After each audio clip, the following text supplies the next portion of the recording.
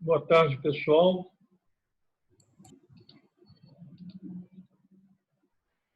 Boa tarde.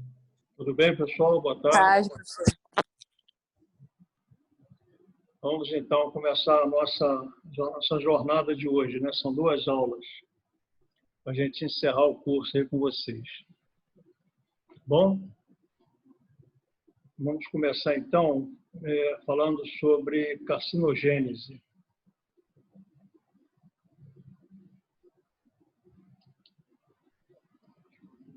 Tudo bem. Vocês estão vendo aí os slides? Está dando para ver? Não, professor, não, professor. Não está vendo? Não. Não.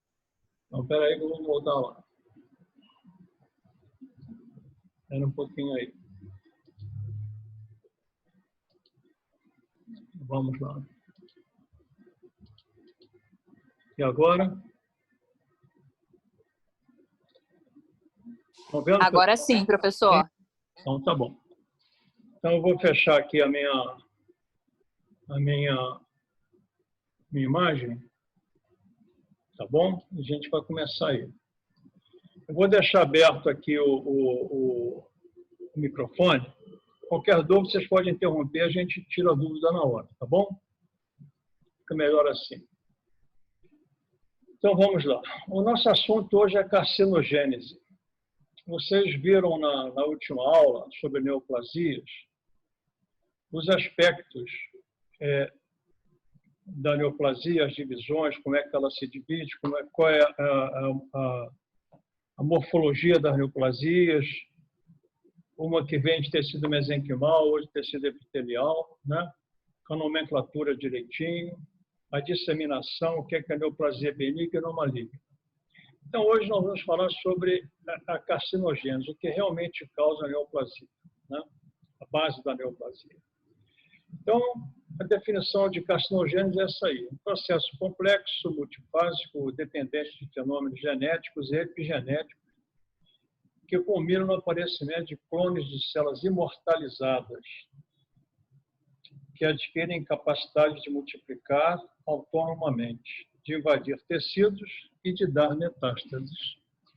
Então, se a gente observar já essa definição aí, que é uma definição meio longa, você vai ver que ela, na verdade, a neoplasia é uma doença do gene, né? É uma alteração do gene. É uma alteração e mutação do gene causados por fenômenos extrínsecos ou intrínsecos da própria célula, que pode modificar essa célula, geralmente com mutações, né, nos genes.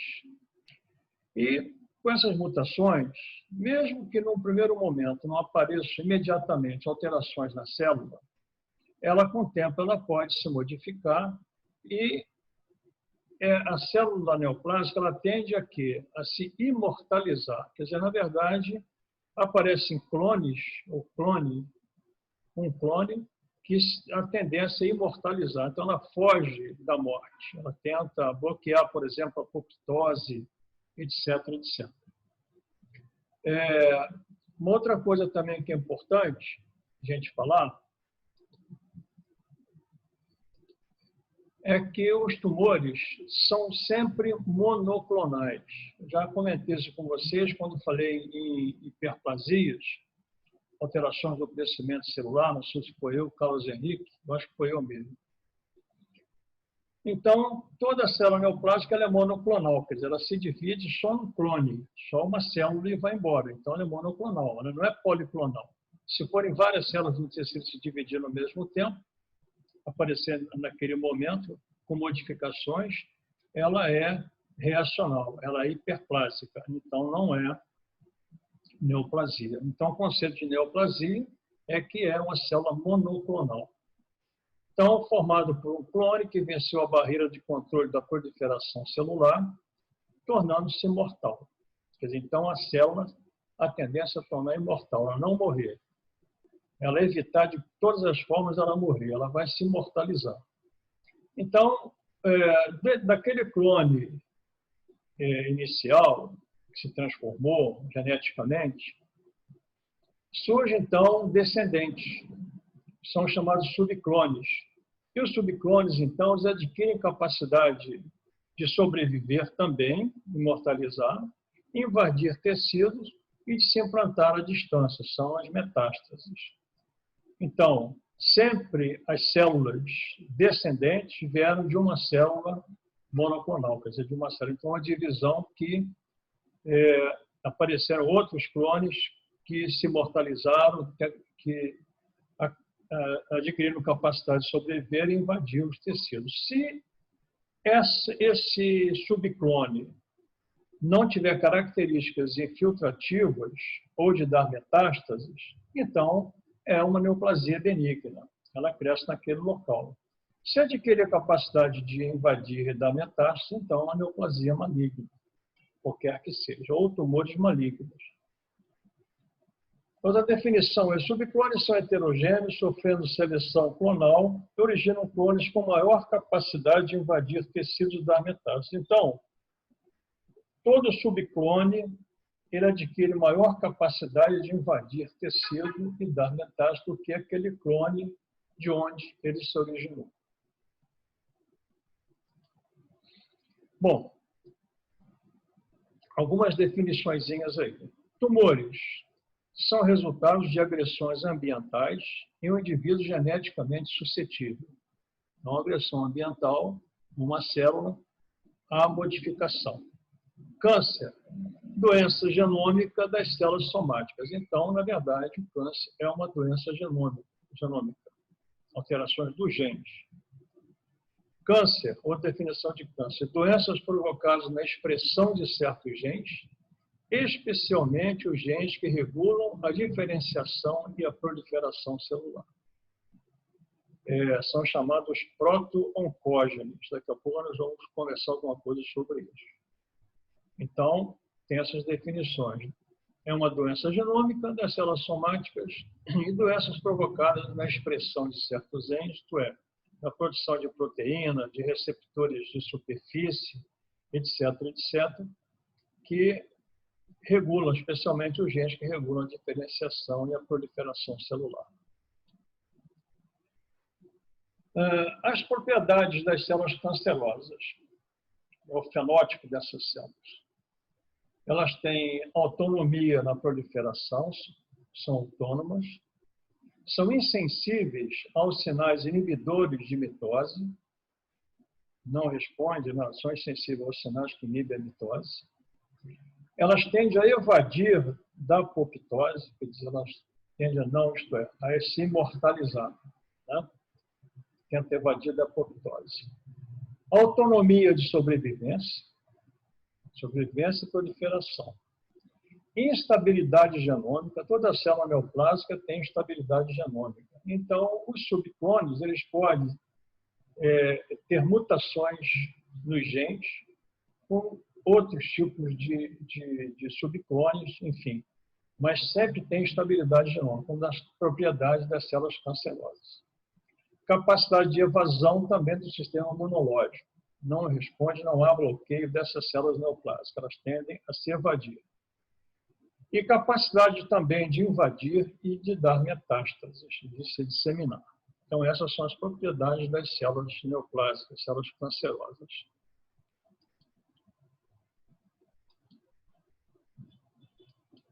Bom, agora vamos falar sobre os genes que, alterados, provocam, né, o aparecimento das células neoplásicas.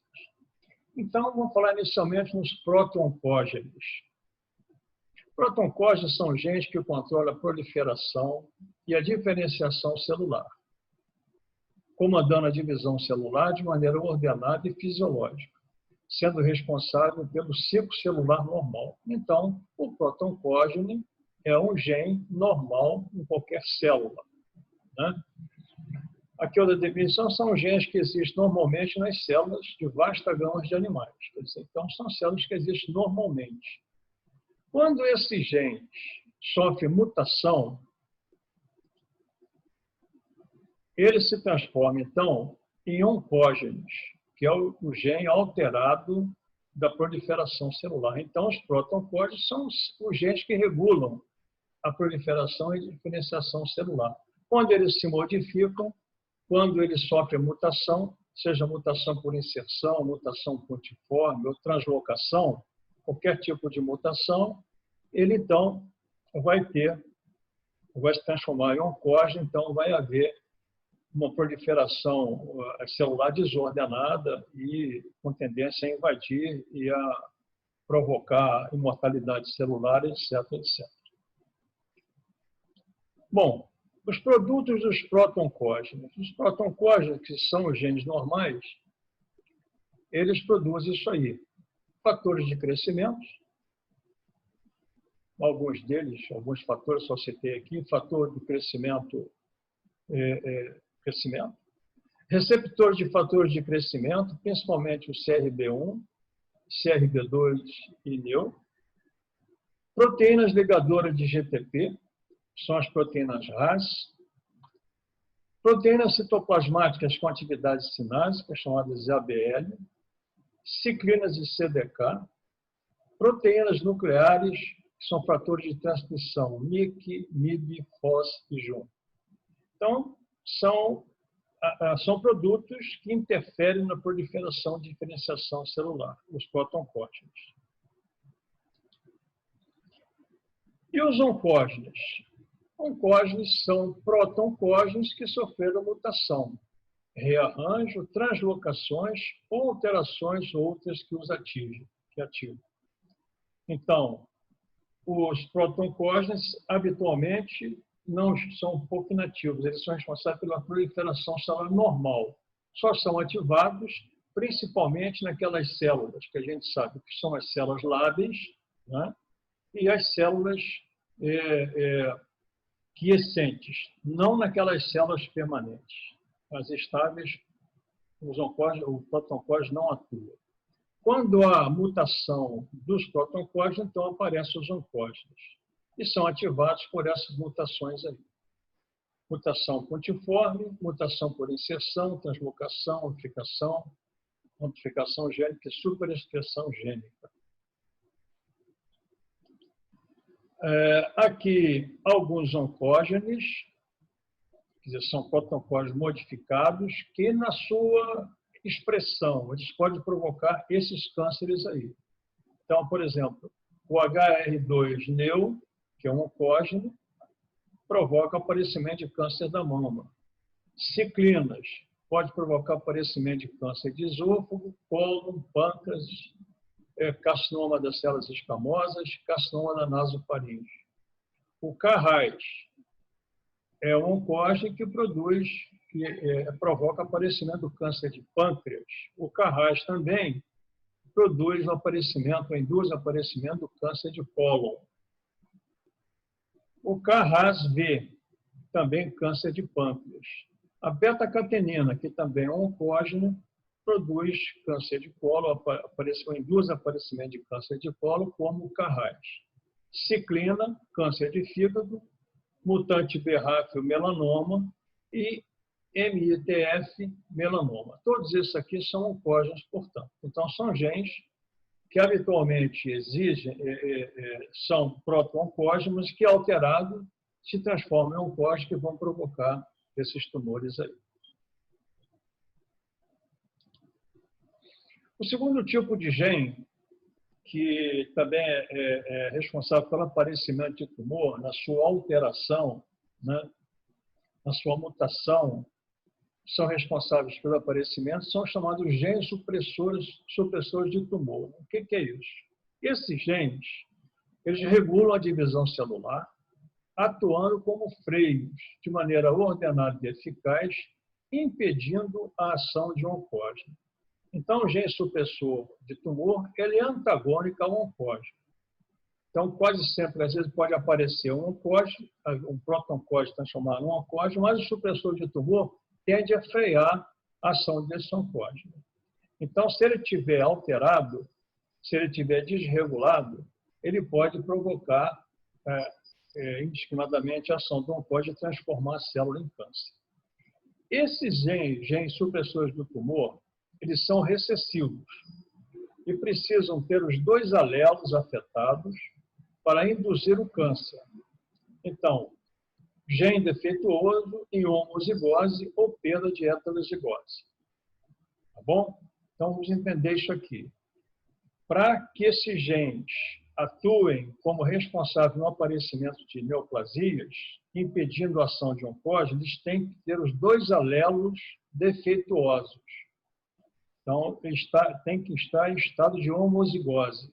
Se ele está em estado de heterozigose, se você tiver um gene normal e um gene defeituoso, não vai haver o aparecimento de câncer. Ok? Então, caso tenha um alelo normal, está em heterozigose e não haverá, então, desenvolvimento de câncer. Então, os genes supressores de tumor são importantíssimos também na carcinogênese. Os principais genes supressores de tumor. Gene RB, gene do retinoblastoma. Foi o primeiro gene descrito como supressor de tumor. Retinoblastoma é uma neoplasia maligna da retina. Né? É um tumor de células embrionárias altamente maligno que ocorre no olho da pessoa, né? Na retina. Gene P53. Defeitos nesse gene são a forma mais comum de alteração genética em tumores humanos. 50% das neoplasias ocorrem por defeito nesse gene aqui. Mas volto a repetir, esse gene tem que ter os dois alelos defeituosos, como o gene RB também. Gene APC. Defeitos nesse gene se associam a tumores de cólon, colônico. Interessante. Existe uma doença chamada polipose familiar, em que aparecem vários pólipos que são tumores benignos, né, no cólon, são adenomas colônicos. Então, ele pode aparecer, ele nasce sem um alelo, ele pode desenvolver essa polipose em todo o intestino grosso, pólipos intestinais, a partir da segunda década de vida. Após algum tempo, pode ocorrer a mutação de um alelo no outro alelo que está normal, e os pólipos, então, evoluem para o câncer, para o adenocarcinoma. Então, os adenomas, os pólipos adenomatosos, quando entram em homozigose, evoluem para adenocarcinoma. Então, a indicação, quando você tem um paciente, né, com polipose intestinal familiar ou colônica familiar, a indicação, nesse caso, se você comprovar essa polipose, é fazer ressecção cirúrgica do cólon, que em algum momento da vida desse paciente, ele vai desenvolver adenocarcinoma. Por quê? Porque aquele gene que estava normal, ele pode se tornar defeituoso e, então, entra em homozigose. Os dois ficam defeituosos e aparece, então, o adenocarcinoma.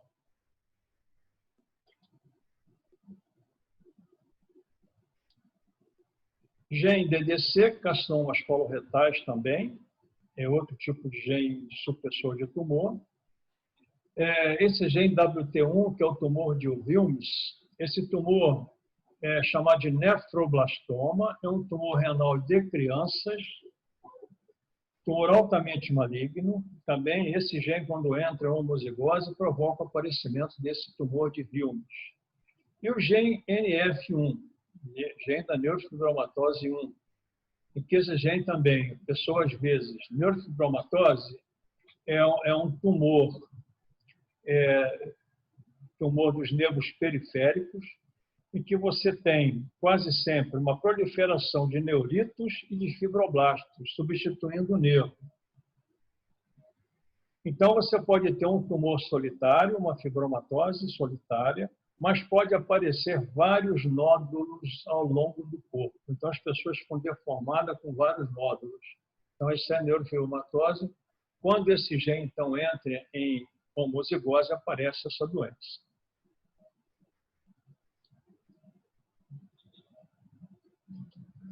Os genes de reparo do DNA. É o terceiro gene envolvido na carcinogênese.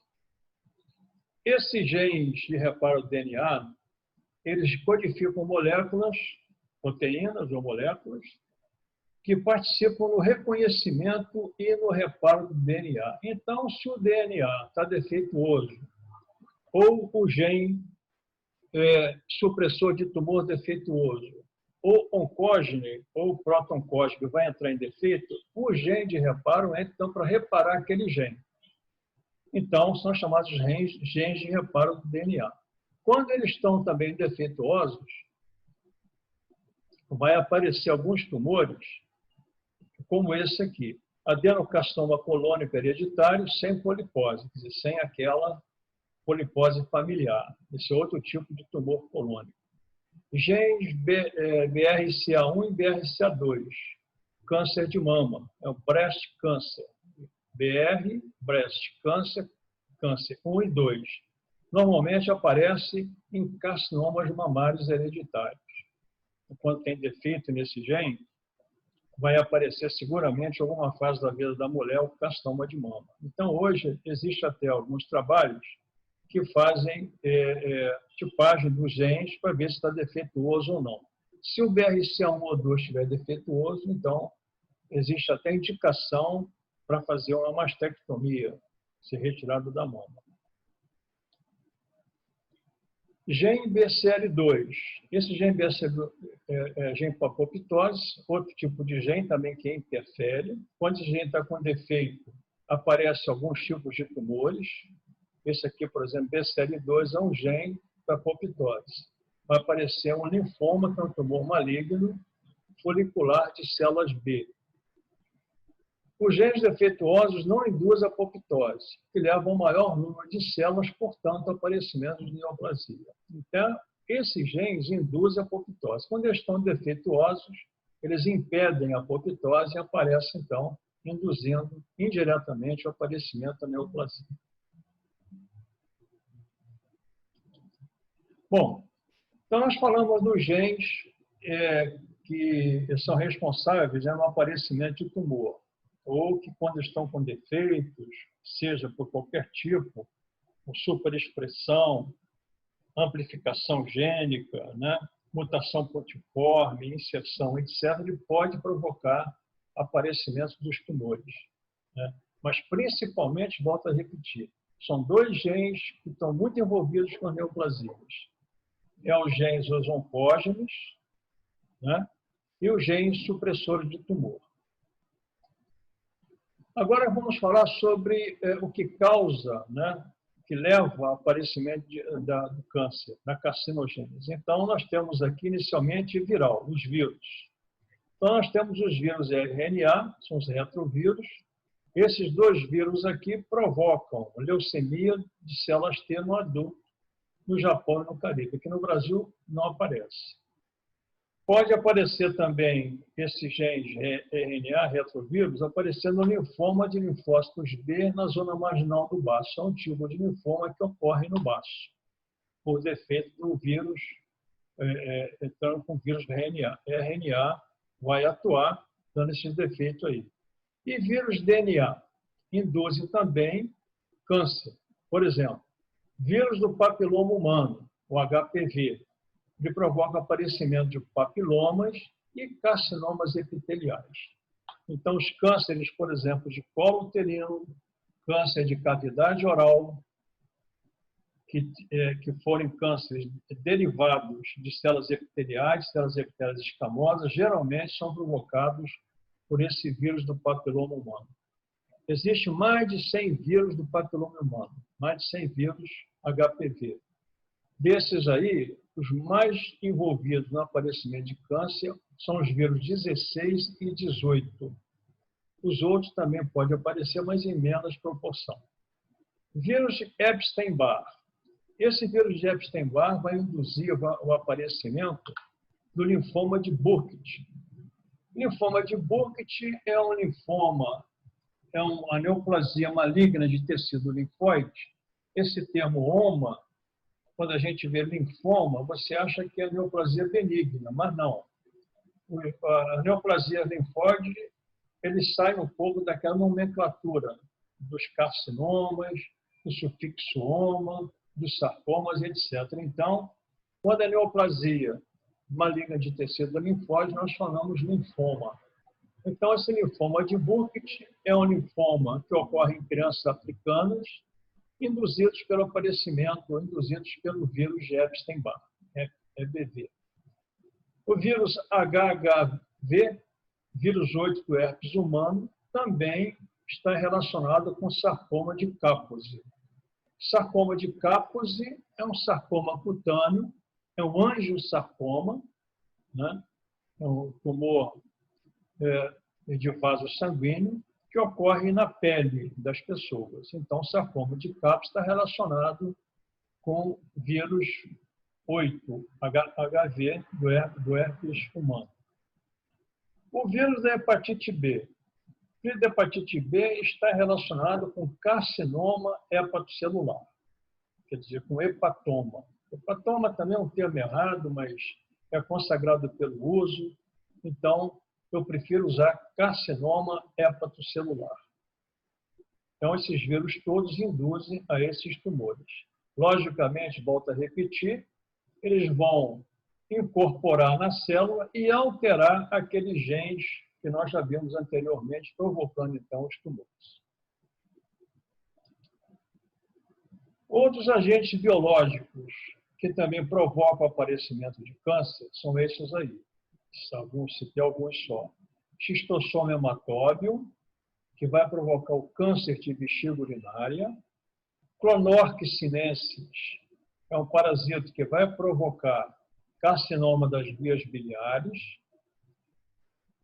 E Helicobacter pylori, uma bactéria até certo ponto inocente, né, que ela coloniza o estômago, principalmente na região do antro gástrico, mas quando ela tem a cepa dessa bactéria, com uma cepa muito patogênica, ela pode provocar uma reação inflamatória muito grande no estômago e pode também provocar o aparecimento de linfoma gástrico, que é o chamado linfoma Malte. Esse termo Malte é tecido linfóide associado à mucosa, principalmente à mucosa gástrica, e também aparecimento de carcinomas gástricos. Então, essa bactéria, dependendo da sua cepa, ela pode induzir o aparecimento do linfoma Malte ou dos carcinomas gástricos. Bom, nós falamos lá sobre carcinogênese viral, comentamos rapidamente, vírus RNA e DNA, falamos sobre outros agentes biológicos, né? E agora vamos falar sobre os agentes químicos. É a chamada carcinogênese química, que induz a transformação de uma célula, daqueles genes que nós vemos lá, em células normais, em células alteradas, neoplásicas. Então, os carcinógenos químicos têm duas maneiras de ação. Ou eles agem de maneira direta na célula, são os chamados carcinógenos diretos, e esses carcinógenos diretos são agentes alquilantes ou acilantes que possuem atividade eletrofílica intrínseca, provocando diretamente o câncer. Então, esses carcinógenos diretos, eles agem diretamente na célula. Os indiretos, que é o segundo tipo de carcinógeno, eles precisam, primeiro, sofrer modificação química no organismo antes de se tornarem eletrofílicos e ativos, provocando o câncer. Então, vamos entender isso aqui. O carcinógeno direto não precisa de sofrer modificação no organismo, nas células. Os indiretos, sim, precisam. Então, o metabolismo dos carcinógenos é feito por grande variedade de enzimas solúveis ou associadas à membrana. As enzimas do citocromo P450 são as mais importantes para ver metabolização desses carcinógenos indiretos, provocando, então, ação eletrofílica e se tornarem ativos, transformando o câncer, ou provocando câncer, transformando aquela célula em célula neoplásica. Só um minutinho. Muito bem. Então, vamos lá.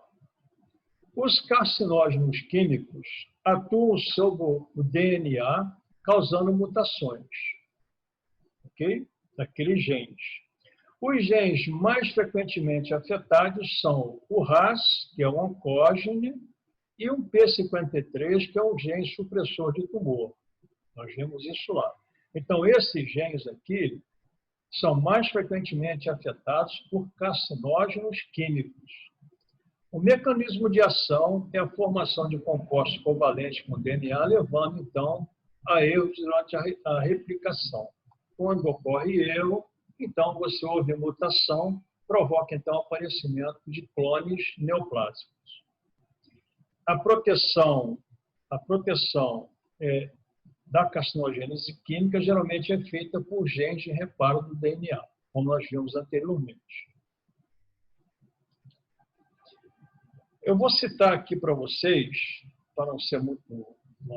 vou citar alguns mais importantes, os principais carcinógenos químicos. Então, vamos começar por esse aqui.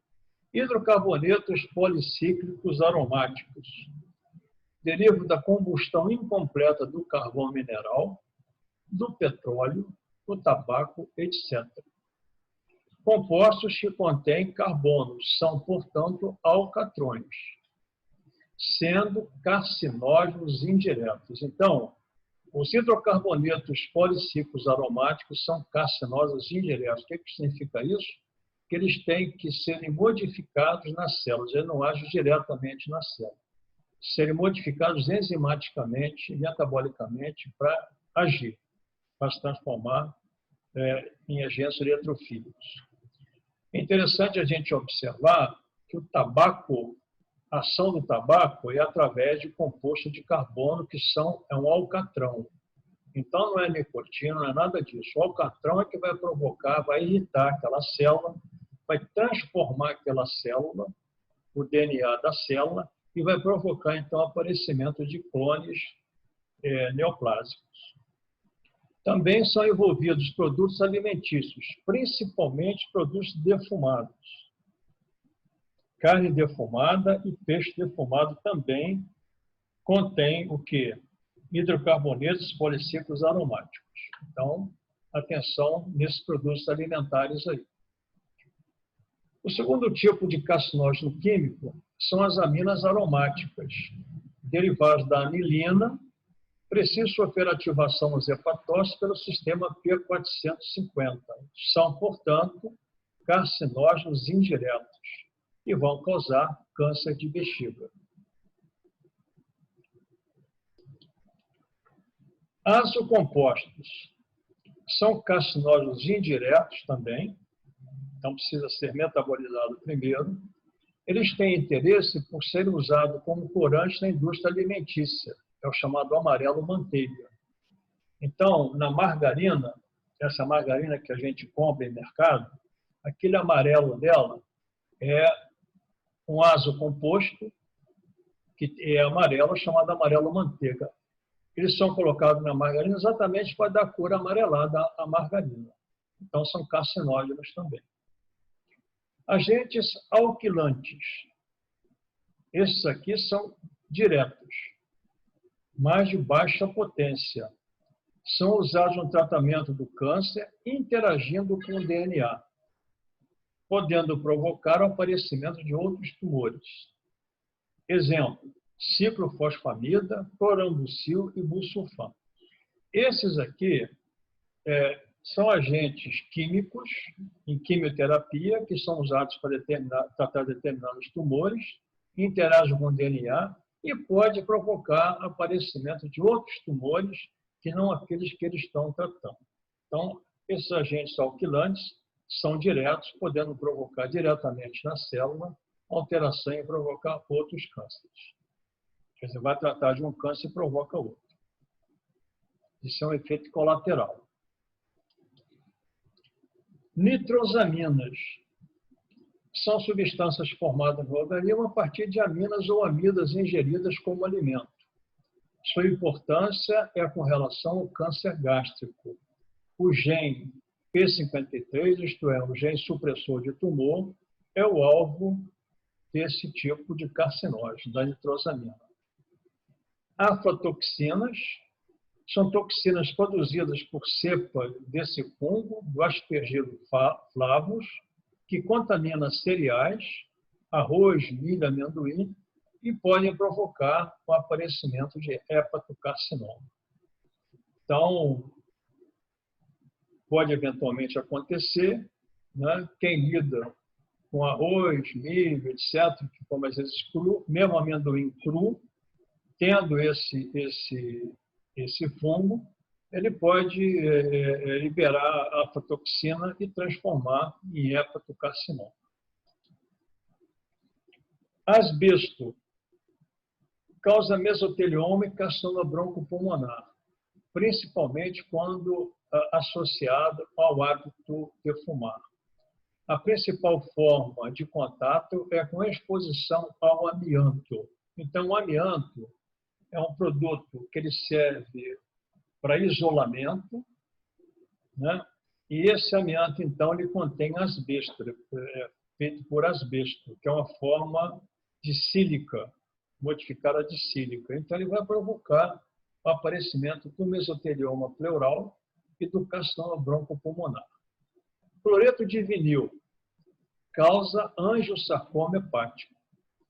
Esse cloreto de vinil é usado para produzir plásticos. Então, a indústria de plástico, eventualmente, pode aparecer casos de angiosarcoma. Alguns carcinógenos inorgânicos, arsênico, cromo, níquel, ferro, entre outros metais, pode também provocar câncer. E adoçantes, sacarinas e ciclamatos induzem câncer de bexiga em ratos. Não há prova definitiva que produzem humanos. Então, atenção quando a gente for usar adoçante, verificar se é ciclamato, evitar ciclamato, evitar também sacarina.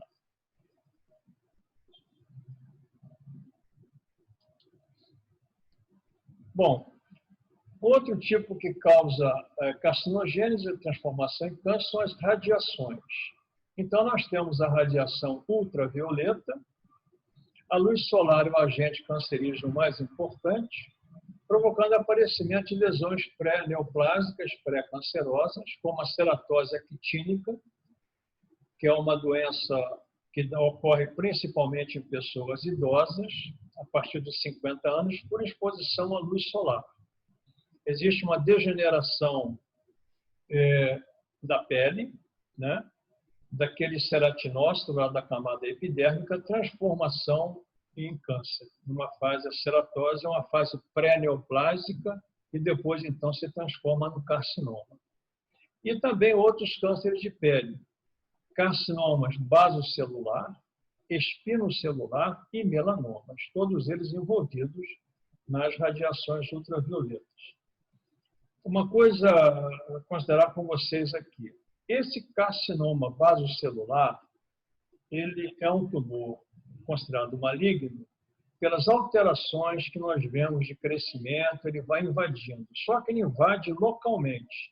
Esse basocelular não se dissemina, não dá metástase. Tem essa característica. Ele só invade localmente, só infiltra localmente, não dá metástase. E os carcinomas espinocelulares e melanomas dão metástase. Da radiação ultravioleta, a faixa das radiações é entre 200 e 400 nanômetros, sendo que o raio ultravioleta B os mais implicados no aparecimento de câncer de pele. O órgão principal é o DNA, através de mutação puntiforme, afetando oncógenes e genes supressores de tumor. O gene RAS, oncógeno, e P53, supressor de tumor.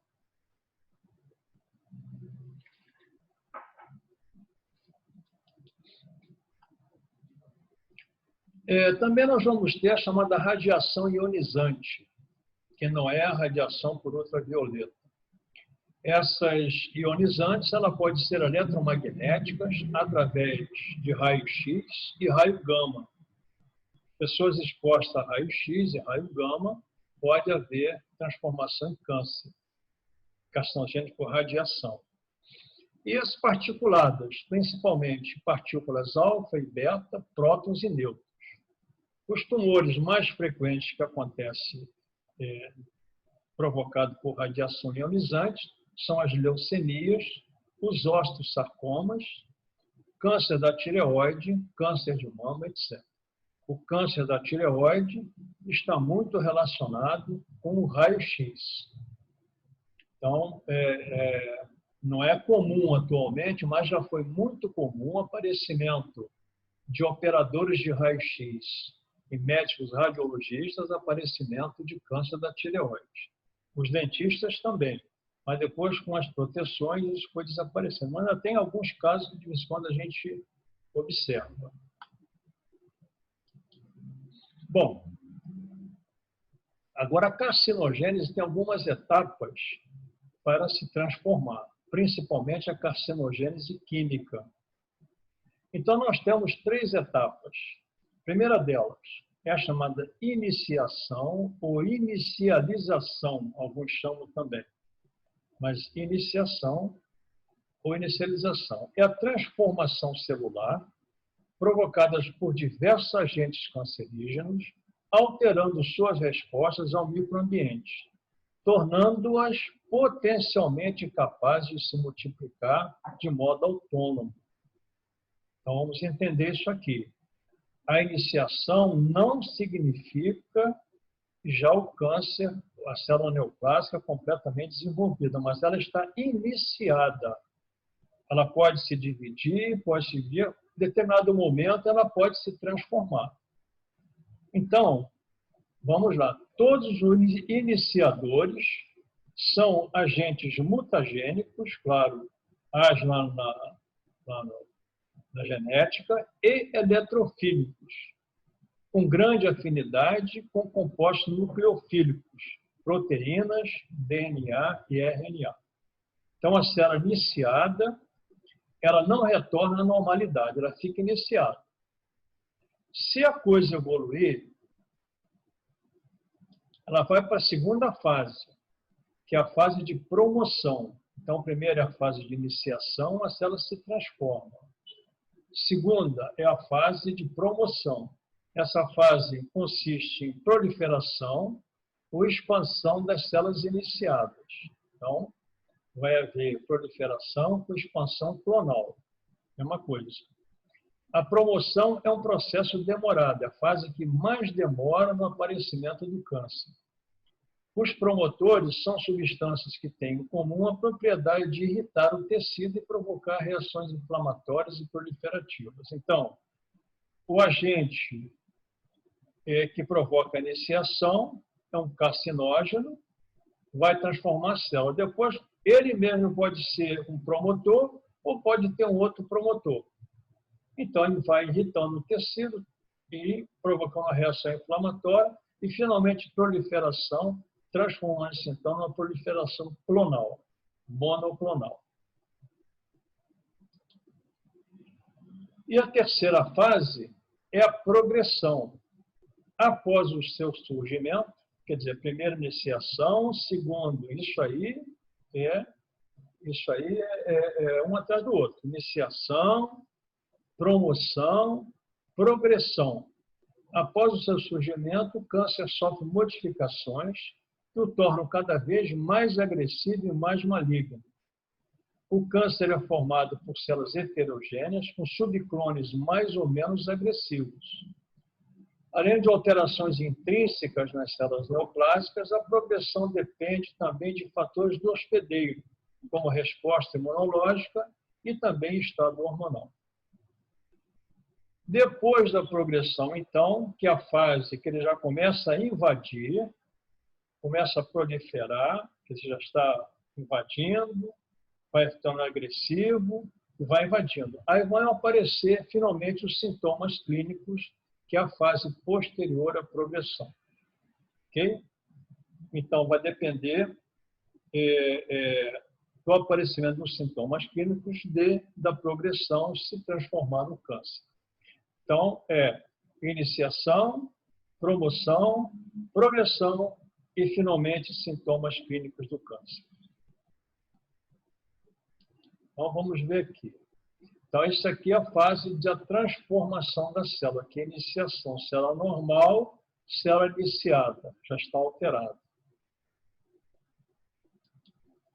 A fase de promoção, célula normal, agente irritativo, vai irritando, vai havendo a metaplasia, displasia, vai promovendo uma alteração naquela célula.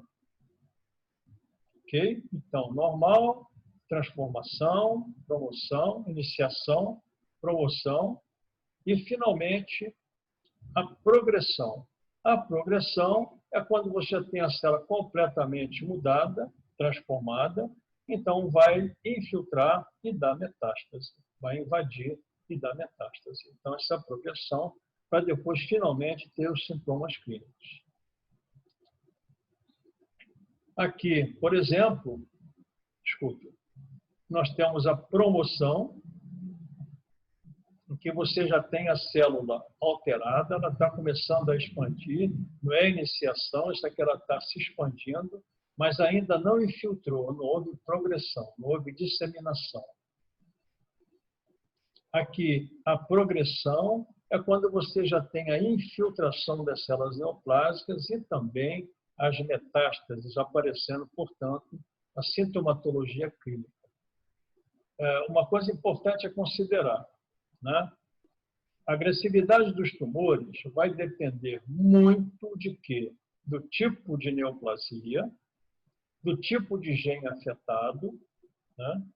Do tecido que está afetado. Às vezes, um pequeno tumor, por exemplo, de mama, esse aqui é um tumor de mama, é um carcinoma mamário. Às vezes, um pequeno tumor de menos de 1 centímetro, ele já deu metástase. Então, você pode até retirar aquele tumor, mas como as metástases dos carcinomas são mais, por via linfáticas, então você, quando retira um tumor, quase sempre você examina o quê? Os linfonodos, os órgãos linfóticos, para ver se tem ou não tem disseminação. Um exemplo também bem característico dessa situação, da fase de progressão, são os carcinomas de pulmão. Os carcinomas de pulmão são tumores que, dependendo do seu aspecto microscópico, dependendo do tipo de célula envolvida, eles dão metástase precoce para cérebro e cerebelo. Então, às vezes, um pequeno tumor pulmonar, um carcinoma de pulmão, que não obstrui a via aérea, está crescendo meio centímetro, 1 centímetro, se ele já está na fase de progressão, de infiltração, ele pode dar metástase precoce para cérebro. E, às vezes, o paciente ele surge não com quadro pulmonar, mas com quadro do sistema nervoso central. Ou convulsão, ou perda de equilíbrio, etc. Então, você vai ver o efeito é da metástase, não do próprio tumor lá no pulmão. E também a progressão, representada aqui por nódulos metastáticos do pulmão. Uma figura do pulmão com vários nódulos metastáticos. Aqui também a progressão, aqui já a metástase, o êmbolo dentro do vaso, pode ser um vaso linfático ou um vaso sanguíneo.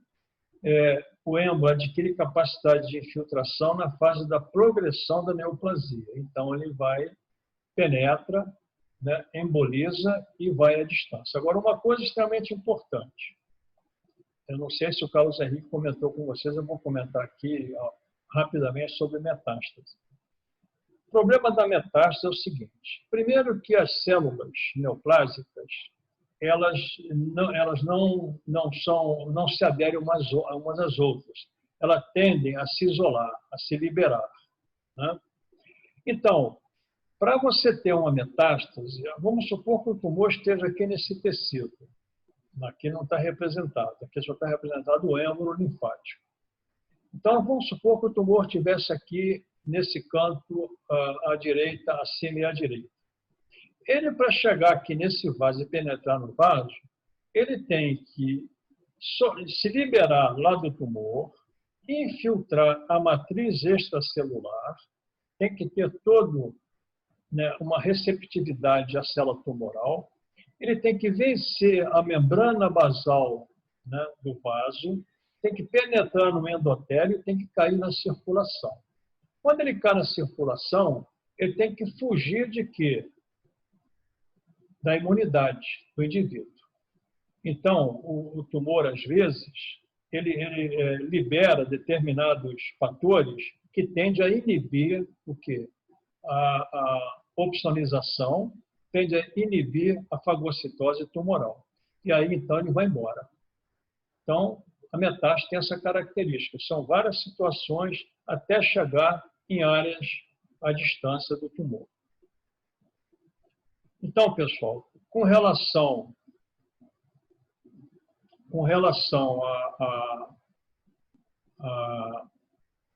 a carcinogênese, era isso que eu queria falar para vocês.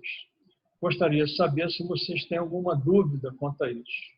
Tem alguma dúvida, alguma pergunta que eu possa esclarecer?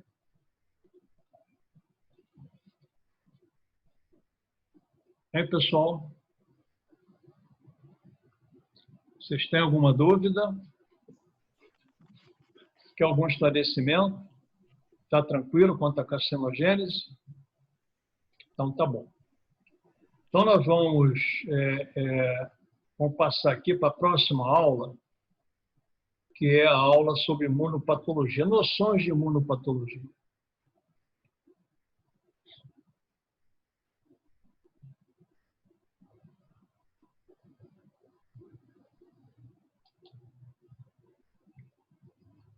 Deixa eu cair aqui.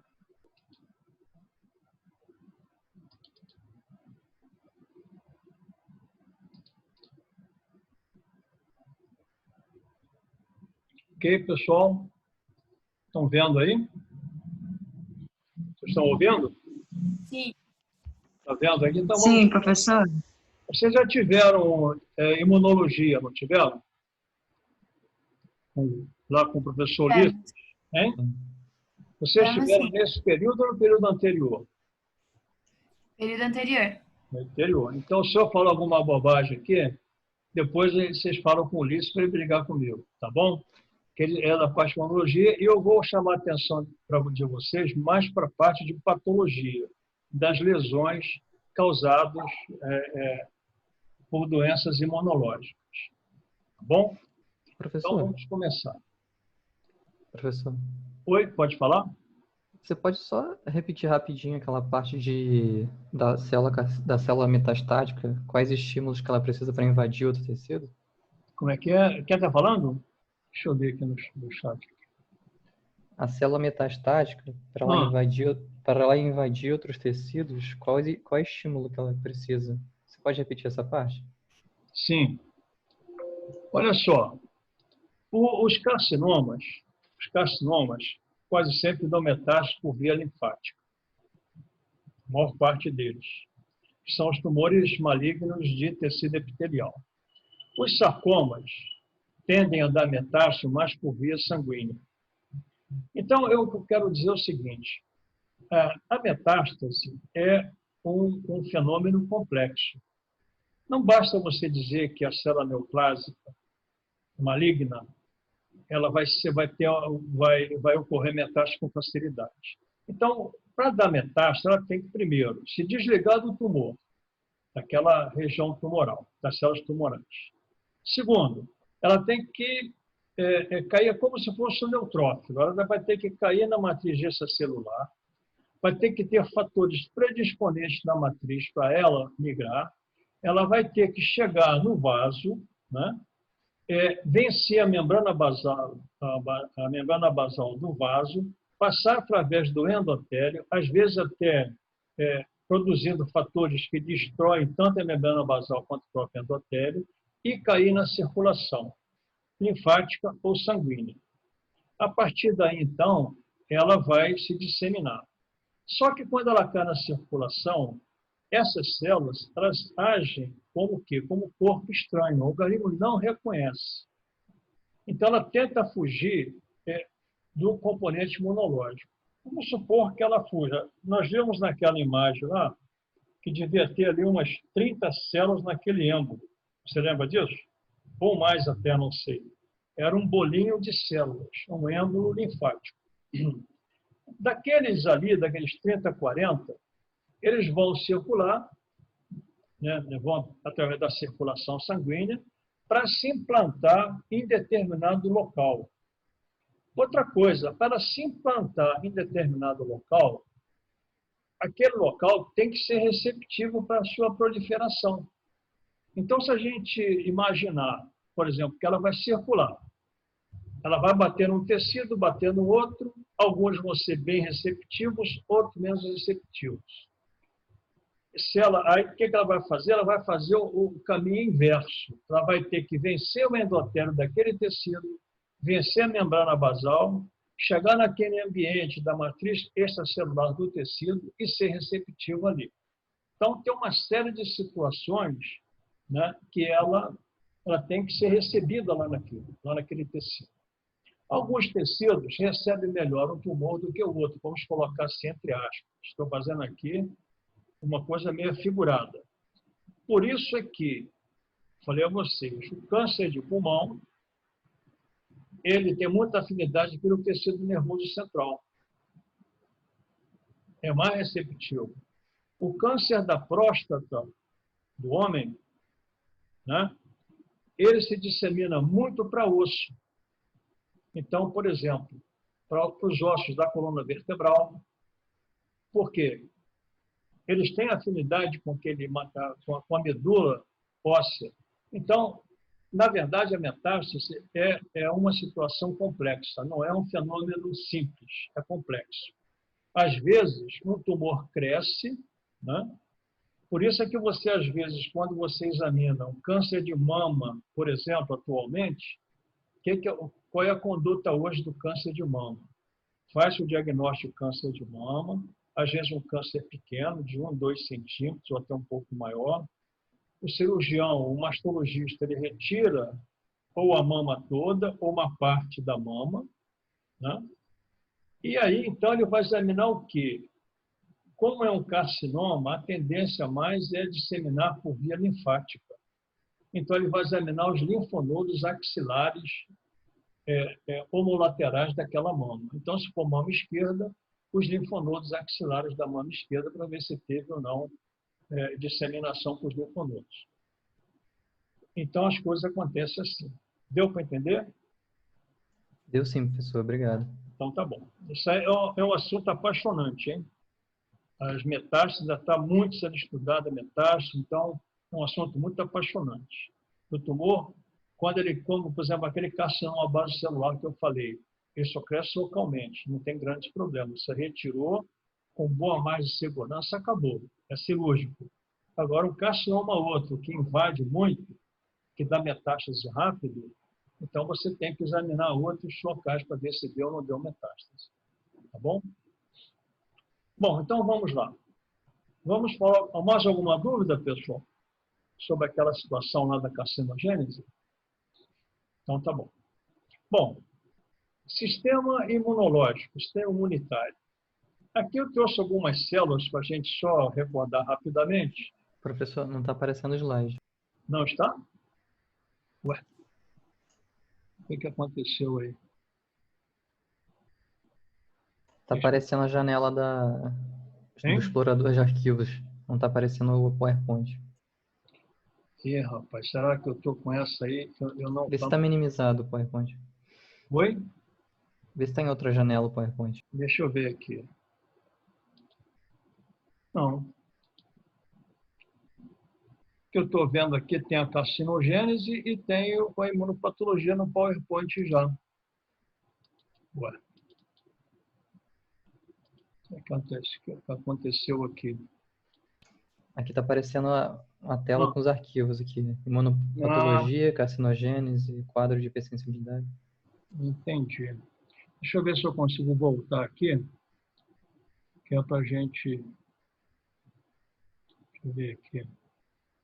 Agora apareceu aí do câncer, né?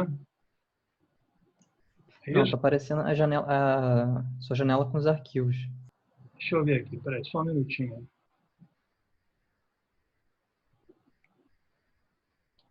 Essa janela aí? Vamos ver se eu consigo entrar Isso, agora. essa daí. Entrou? Entrou ou não? Ainda não. Então, entrou aí? Não. Olha, pessoal, infelizmente houve um problema aqui no meus slides. Eu não vou conseguir. Isso aí Eu não sei movimentar com isso aqui. Sinceramente, essa aula tem que ter slide, não tem jeito. Deixa eu ver se eu consigo. Tenta parar de compartilhar e compartilhar de novo, professor. Como é que é? Tenta parar de compartilhar e compartilhar de novo. Vamos ver aqui.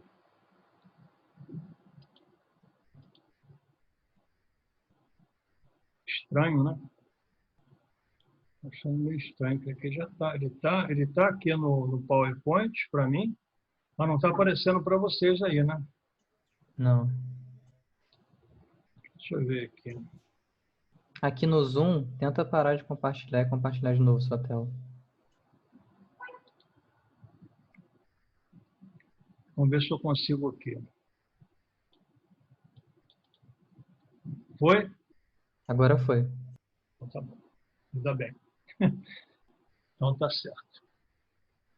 Vamos lá, pessoal.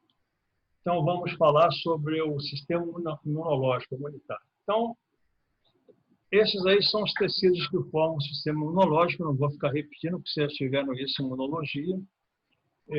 São esses aí: medula óssea, timo, linfonodo, baço, tecido linfóide associado à mucosa, que é o malte, intestinal, mucosa brônquica e pele. Células que compõem esse tecido, o sistema: macrófagos, linfócitos, células dendríticas, neutrófilos, eosinófilos, basófilos, mastócitos, plaquetas e células endoteliais. Então, são células que compõem o sistema imunitário. Nós temos, então, duas respostas imunológicas imunitárias. A resposta imunitária inata, que são mecanismos pré-existentes no organismo que respondem rápida e de maneira inespecífica a diferentes agressões. Então, são as células inflamatórias, né? Agudas, por exemplo. São os fagócitos, basófilos, células citotóxicas naturais e sistemas proteolíticos de contato. Então, essa é a resposta imunológica inata. A adaptativa é aquela reação que você já teve um contato prévio, uma versão com resposta particularizada, mais eficiente contra o agente que a provocou. Resulta do contato do sistema imunitário com o antígeno previamente. Então, inata, sem contato. Adaptativa, já com contato prévio e já tendo sido com memória imunológica. Dessa interação da resposta adaptativa, ela pode resultar na produção de anticorpos, resposta tumoral, ou na produção de células T sensibilizadas, que agem diretamente sobre o antígeno, ou então recrutando e ativando outras células para eliminar o antígeno. É a resposta celular. Então, as células T, CD4 e TCD8 são células auxiliares, né, e células citotóxicas. Uma recrutando outras células, ou então agindo diretamente. A reação do tipo 1, de hipersensibilidade do tipo 1, são 4 tipos, vocês já sabem disso. Reação imune que se desenvolve rapidamente, ocorrendo minutos após o acoplamento de um antígeno, que é um alergeno, com um anticorpo. Geralmente, acoplamento com IgE. Esse IgE é ligado aos mastócitos de indivíduos previamente sensibilizados, liberando, então, histamina e serotonina. Ocorre como transtorno sistêmico ou como uma reação local. Reação sistêmica ocorre após a inoculação de um antígeno ao qual o hospedeiro se tornou sensibilizado, produzindo estado de choque. E reação local vai depender da porta de entrada do antígeno, podendo assumir a forma de edemas cutâneos generalizados, localizados, como alergias e urticárias, secreções nasais ou conjuntivais, rinite alérgica, conjuntivite, asma brônquica ou gastroenterite alérgica, alergia alimentar. Então, pode ser sistêmico ou local. O local vai depender da porta de entrada do antígeno. ou do contato do antígeno, com tecido em contato. Bom, a reação do tipo 1 pode ter uma resposta imediata, caracterizada por dilatação vascular e edema, ocorrendo 5 a 30 minutos após a exposição ao antígeno. Ou uma resposta tardia, caracterizada por infiltrado inflamatório, contendo neutrófilos, eosinófilos e linfócitos, ocorrendo entre 2 e 24 horas após a exposição. Então, nós temos uma resposta imediata, edema e dilatação vascular, hiperemia ou congestão vascular. E uma resposta tardia, processo inflamatório, com neutrófilos, eosinófilos e linfócitos, ocorrendo entre 12 e 24 horas. Vamos lá. Um exemplo aí de uma rinite alérgica, né? Geralmente a exposição ocorre quase que imediata, uma reação imediata, né? Com edema, congestão, e se a coisa continuar, pode provocar uma reação inflamatória. No caso da asma, aqui, por exemplo, você tem um contato, né, do mastócito. Então, você libera histamina. Essa histamina ela tem um efeito vasodilatador, tem também efeito sobre a musculatura brônquica e também provoca aumento da secreção de muco. Então, o asmático ele tem um aumento da secreção de muco, daquelas glândulas mucosas do pulmão, e ele tem também o quê? Contração das fibras musculares lisas brônquicas, fechando, então, dando espasmo brônquico. Uma reação de hipersensibilidade. Isso aqui é um caso de um clássico, né, do edema de glote, que a pessoa às vezes tem, pode acontecer, por exemplo, reações à administração de penicilina, que pode ser uma reação local, injeção de penicilina, pode iniciar com edema de glote, fecha a glote do indivíduo. Ou então com uma reação sistêmica, o chamado choque anafilático. Então, se for introduzido, quase sempre choque anafilático. Outro exemplo são as urticárias. Pode ser por contato, alergia de contato, às vezes com determinadas plantas, determinados alimentos, pode dar essa reação urticariforme. Muito pruriginosa, provoca, né, essa vermelhidão, essa hiperemia e provoca também edema. Aqui outro aspecto de uma reação do tipo 1, urticariforme. Na microscopia, aquela fase tardia, né? Não aquela fase inicial, a fase tardia se caracteriza por quê? Além daquele edema, pelo infiltrado inflamatório constituído por neutrófilos, eosinófilos e linfócitos, né? Lá no tecido. Então, é essa a reação de hipersensibilidade do tipo 1 na fase tardia. Às vezes, as reações alérgicas cutâneas, alguns tipos de alergia cutânea, o paciente às vezes tem determinada alergia, por exemplo, a determinados fármacos, algumas pomadas, administração de algum tipo de fármaco, ele, como já está previamente sensibilizado, ele vai desenvolver na fase inicial, aquela fase inicial, ou pode desenvolver a fase tardia com as chamadas farmacodermias, que são reações inflamatórias cutâneas, em que mais importante, talvez, no diagnóstico, é a presença de eosinófilos. Então, além dos neutrófilos, a presença de eosinófilos ajuda muito no diagnóstico de uma hipersensibilidade do tipo 1 na fase tardia, principalmente nas alergias. Bom, o tipo 2 é uma reação mediada por anticorpos, vocês já sabem disso. É uma reação de hipersensibilidade mediada por anticorpos direcionada contra antígenos presentes nas superfícies celulares ou na matriz extracelular e atuam de 3 maneiras. Primeiro, opsonização e fagocitose. Os anticorpos IgM ou IgG depositam-se na membrana celular e ativam o sistema complemento, que pode gerar subprodutos, que também vão se depositar na membrana e são reconhecidos pelos fagócitos, ocorrendo fagocitose e destruição celular. Então, primeiro você tem opsonização, né, pelos anticorpos e sistema complemento. E depois fagocitose pelos neutrófilos ou pelas células fagocíticas, que reconhecem, então, naquela membrana celular. Então, essa é do tipo 2, opsonização e fagocitose. O segundo tipo é inflamação mediada por receptor de FC e complemento. Ocorre quando há deposição de anticorpos em tecidos extracelulares, membranas basais e matriz extracelular. A lesão é resultado da inflamação e não da lise celular ou fagocitose.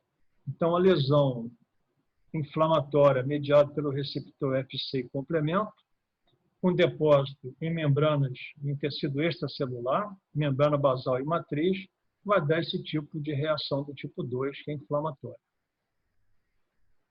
Ok? O terceiro tipo de reação de tipo 2 é a disfunção celular mediada por anticorpos. Então, os anticorpos direcionados contra receptores de superfície celular prejudicam ou desregulam o funcionamento sem causar lesões celulares ou inflamações. Esses aí vão agir por competição. Eles substituem aqueles receptores celulares. Os exemplos clássicos são esses aí. Miastenia gravis, em que os anticorpos reativos contra receptores de acetilcolina nas placas motoras terminais dos músculos esqueléticos interferem na transmissão neuromuscular, causando, então, fraqueza muscular. Então, os anticorpos, eles vão substituir, eles vão agir contra os receptores de acetilcolina, não vão impedir a ação da acetilcolina, ok? Vai causar fraqueza muscular. E a doença de Graves, em que anticorpos contra receptores do TSH, né, lá dos folículos tireoidianos, estimulam a sua função, causando hipertireoidismo. Então, na miastenia gravis, você tem uma redução de quê? Da função da célula. Na doença de Graves, os anticorpos vão estimular a produção, a liberação de T3 e T4 e vai, então, estimular a função celular, causando hipertireoidismo. Bom, doenças causadas por esse tipo de reação, do tipo 2. Então, vamos lá. Vou enumerar algumas aqui, 10 doenças. Anemia hemolítica autoimune, púrpura trombocitopênica autoimune. Trombocitopênica, o que quer dizer isso? Trombocitopênica é redução de plaqueta. Então, haver uma púrpura, vai haver hemorragias cutâneas, uma púrpura, são várias hemorragias cutâneas devido à diminuição de plaqueta, provocando, então, hemorragias. Pêssego vulgar. O que é o pêssego vulgar?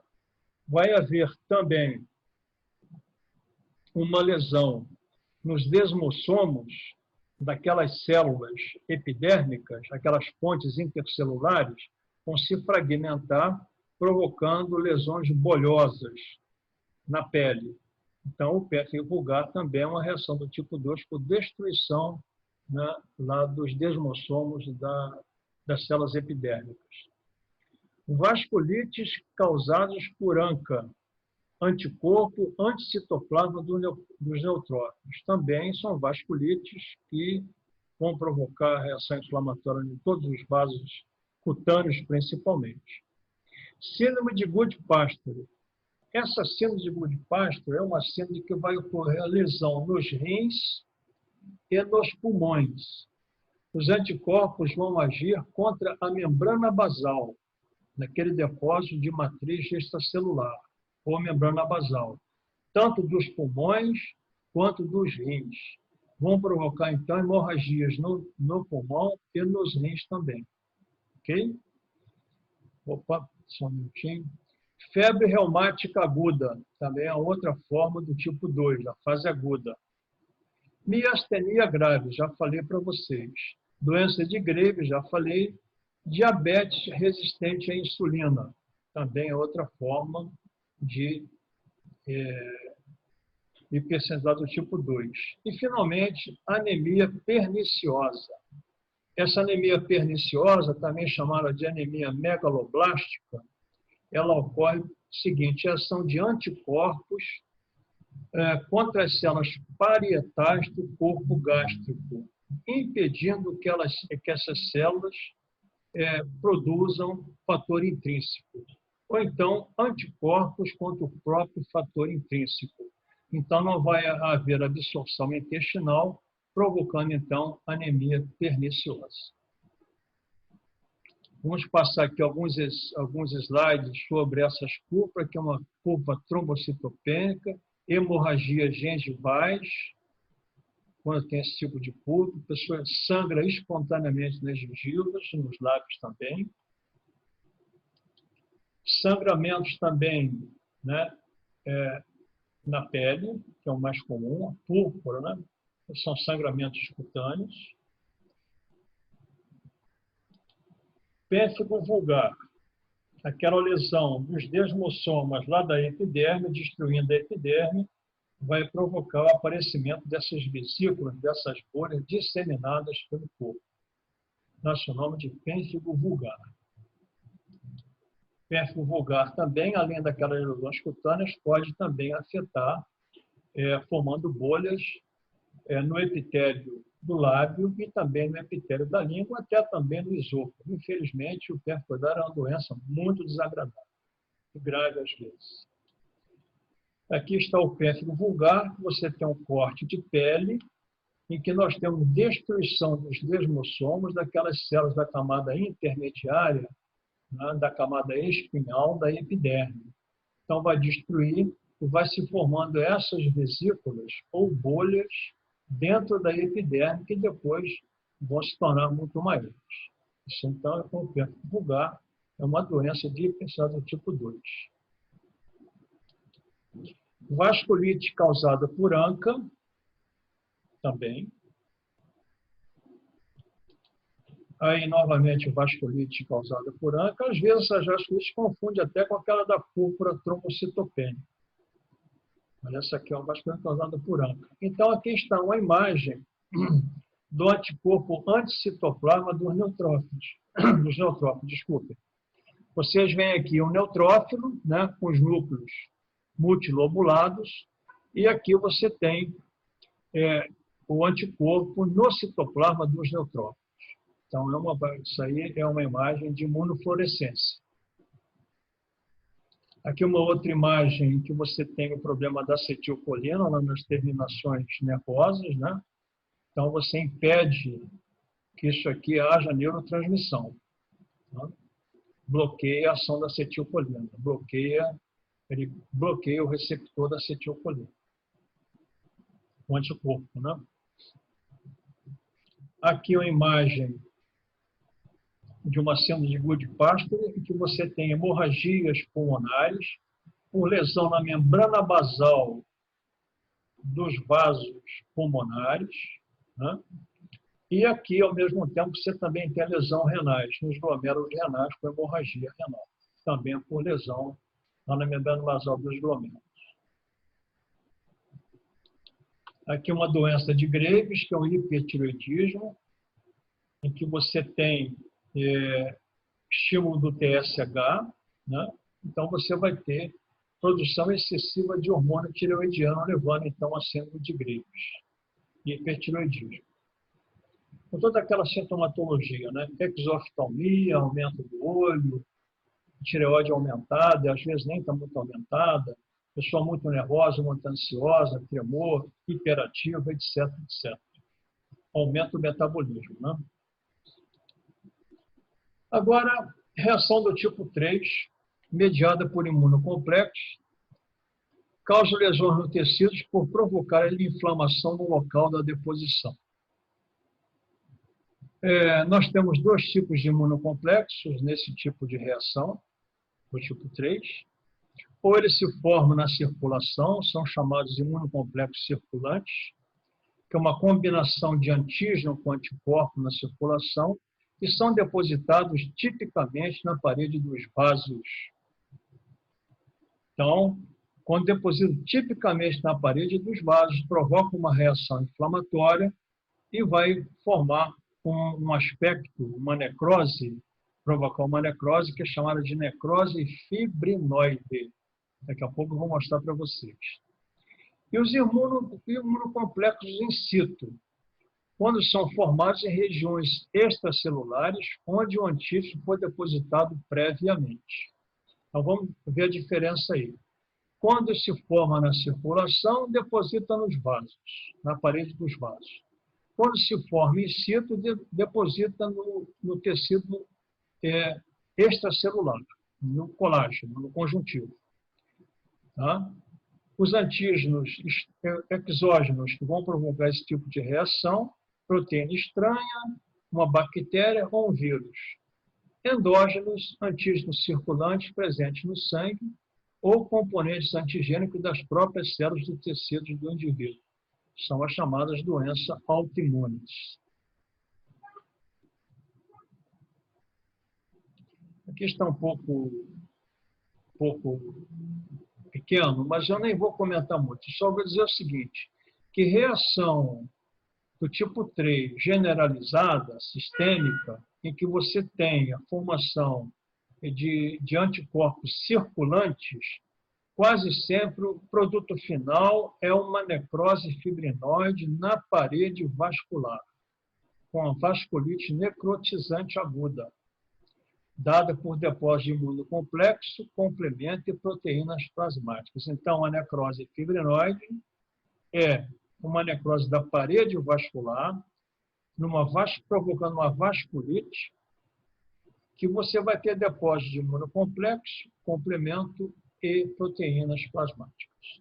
Vou passar aqui, não vou entrar em detalhe. Depois, os slides, se vocês quiserem, podem ler com mais calma aí. E o segundo é a doença mediada por imunocomplexos localizada. É aquela em que nós vemos lá depósito, né, em material extracelular, tecido extracelular. Não vou entrar em detalhe, reação de árvores, etc., que aqui não cabe aqui no nosso comentário. Então, aqui, por exemplo, é um depósito uma púrpura também, provocado por esse depósito. Uma vasculite. Às vezes, na pele, você tem uma vasculite com necrose fibrinoide. Se assemelha muito com as púrpuras trombocitopênicas e também com anticorpos contra o citoplasma de neutrófilo, o ANCA. E aqui a microscopia desse material, que você tem um depósito na parede do vaso, quando o anticorpo, quando o imunocomplexo é circulante, vai depositar e vai provocar uma necrose da parede, com reação inflamatória. Então, a vasculite necrotizante, aqui também. Então, esse aspecto fibrinoide é que lembra uma fibrina quando a gente examina na microscopia. Por isso é que chama necrose fibrinoide.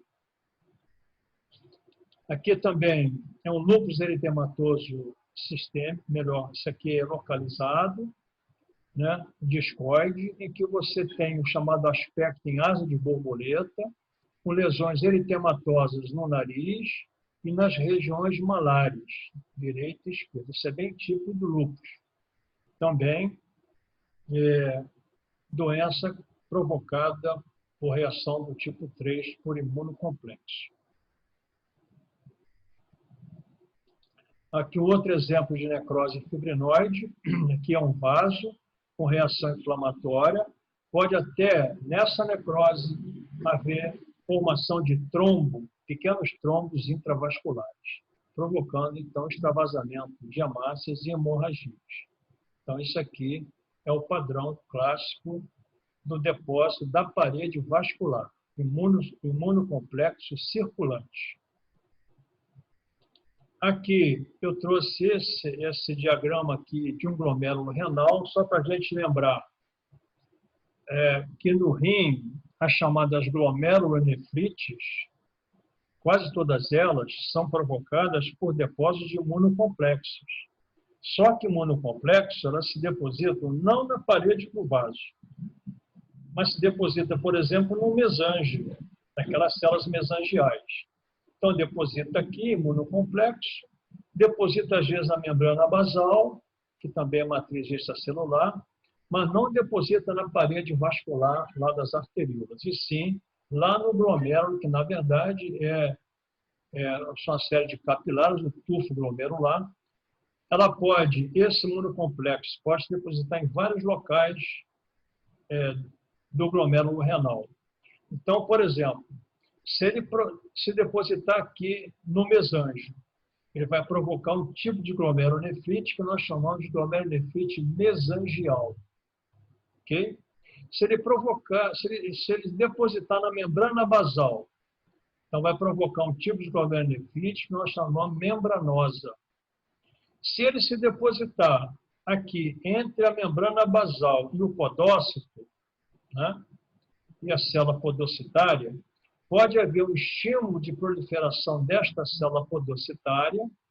Então, essa célula podocitária vai provocar obliteração daquele espaço de Bowman. Né? O espaço de Bowman é o espaço urinário, onde você filtra a urina. Então, vai bloquear o espaço de Bowman. Nós chamamos, então, isso aí, como está proliferando, né, o podócito, né, por estímulo lá do imunocomplexo, você, então, vai ter uma glomerulonefrite proliferativa, está proliferando. Tá? Extracapilar, fora do capilar, lá no espaço de Bowman. Ok? Então, isso aí, o rim, as glomerulonefrites, quase todas elas são depósitos de imunocomplexo. Quase todas elas. Algumas agudas são bacterianas, mas quase sempre por imunocomplexo com depósito local. Não é daquele imunocomplexo circulante. Ele vai se formar no local. Aqui, por exemplo, nós estamos vendo aqui uma glomerulonefrite membranosa. O que você está vendo mais? O que realça mais aqui? Né? Essa cor vermelho carmim, né? Você está vendo mais espessamento da membrana basal. Então, isso aqui é uma glomerulonefrite membranosa, de um lúpus eritematoso. Aqui, por exemplo, nós temos depósito aonde? No mesângio. Olha aqui como é que o mesângio está espessado, está obliterando o quê? Os capilares glomerulares. Então, essa aqui é uma glomerulonefrite mesangial, por depósito de imunocomplexo no mesângio. Aqui, por exemplo, é uma glomerulonefrite com proliferação dos podócitos. Se vocês observarem nessa imagem, nós temos aqui os capilares glomerulares, com as luzes bonitinhas aqui, e aqui você vê uma proliferação de podócito, ocupando aquele espaço urinário ou espaço de Bowman. Então, esse tipo 3 é caracterizado pela formação de imunocomplexo circulante, depositando na parede vascular, ou depósito do imunocomplexo lá naquele local. Primeiro deposita o antígeno, depois vem um anticorpo, o complemento, e vai formando, então, o imunocomplexo localizado. Ok, pessoal? A reação do tipo 4, nós temos aí reação tardia, do tipo 4. O primeiro delas é a reação tardia, feita por linfócito CD4+, linfócito auxiliar, né? Linfócito T auxiliar. O exemplo clássico é a reação cutânea tuberculina. Aparece rubor e nódulos palpáveis no local entre 8 e 12 horas. Tuberculina é quando você tem um derivado proteico purificado do bacilo da tuberculose. Então, com esse derivado proteico purificado do bacilo, você injeta subcutâneo, né, abaixo da epiderme, e vai observar. Então, vai aparecer rubor, vermelhidão, e nódulos palpáveis em 8 a 12 horas.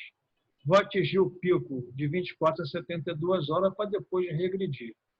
Microscopicamente, eu vou observar acúmulo de células mononucleares, linfócitos TCD4 e fagócitos, em torno de pequenas veias e vênulas, formando um manguito perivascular, além de edema e deposição de fibrina. No caso da tuberculose, que possui antígenos não degradáveis, no caso de fungos também e vírus, protozoários e parasitas, os linfócitos são substituídos por macrófagos ao longo de um período de 2 a 3 semanas.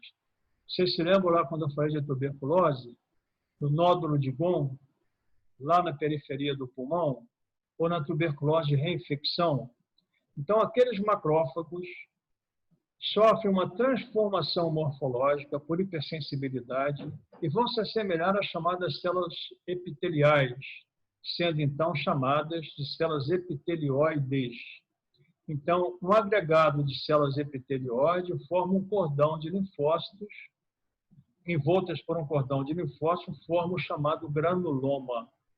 Então, o granuloma da tuberculose é uma reação do tipo 4, é celular, né?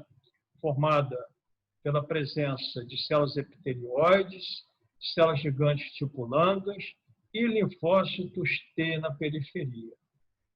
Vocês se lembram disso? Essa imagem aqui, vocês se lembram dela. Aqui, células epitelioides, as células gigantes do tipo Langhans e aqui os linfócitos mais externamente. Então, isso aqui é um granuloma da tuberculose.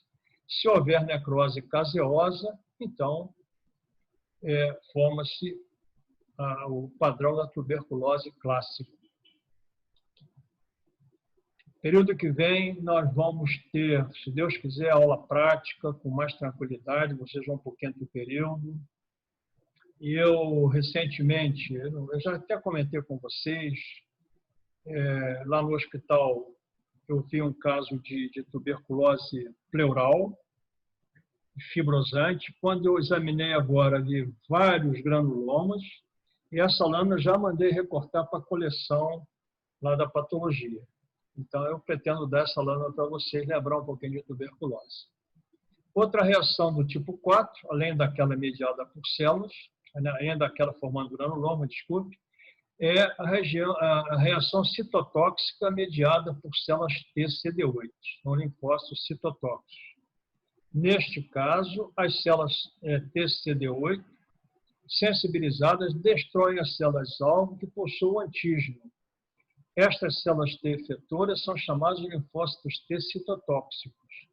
São importantes na rejeição a enxertos e na destruição de células infectadas por vírus, nas quais os peptídeos virais se associam a moléculas de histocompatibilidade do tipo 1, da classe 1, no interior da célula, e são transportados para a superfície celular, na forma de um complexo que é reconhecido pelo linfócito TCD8, linfócito citotóxico.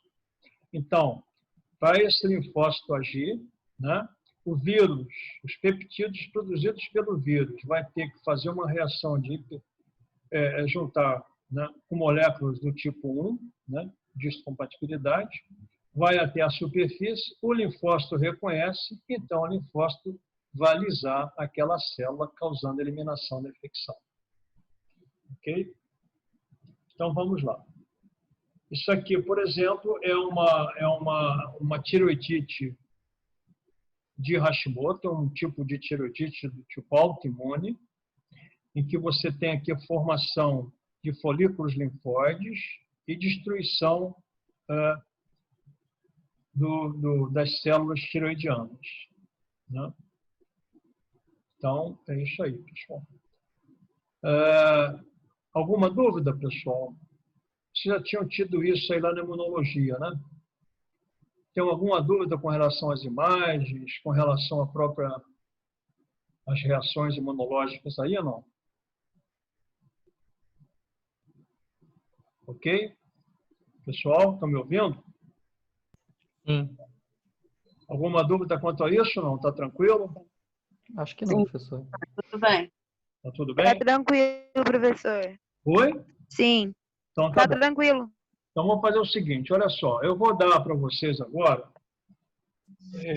uns 10 minutos para vocês colocarem nome e o número da matrícula para a gente lançar na frequência, tá bom? Tá ok? Sim. Então tá. Então vou aguardar, depois eu fecho a aula, tá bom, pessoal? Eu vou só parar a gravação aqui.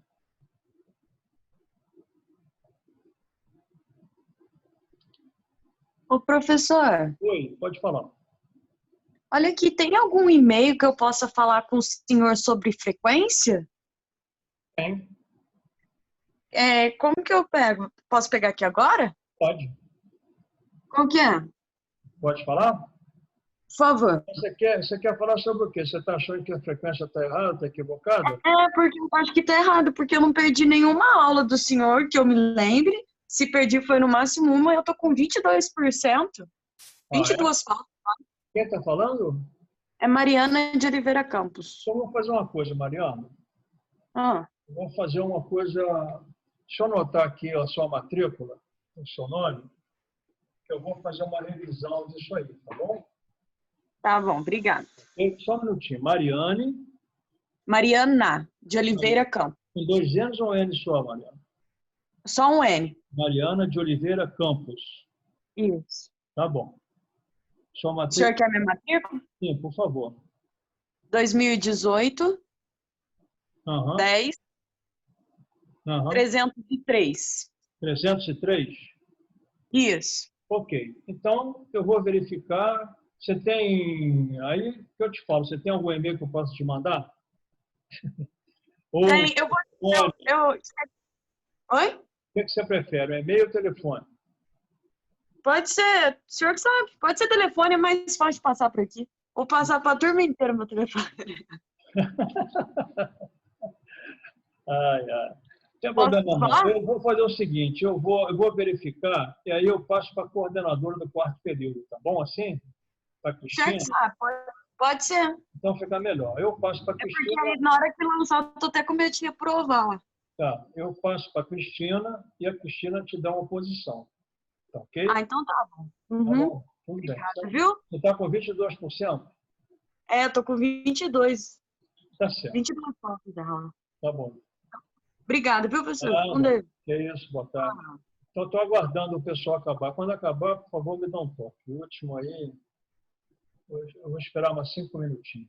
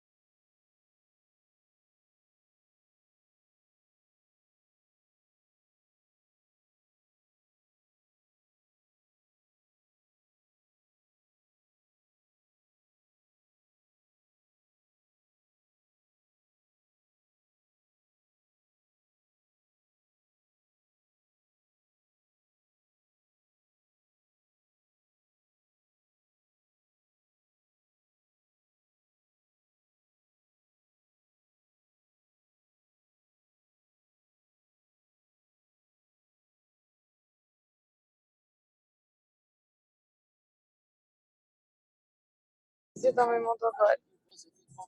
Teu tempo.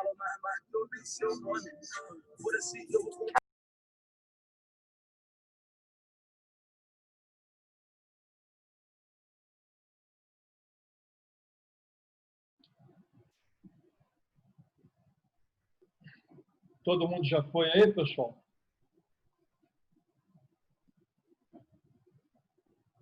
Vou fechar, hein?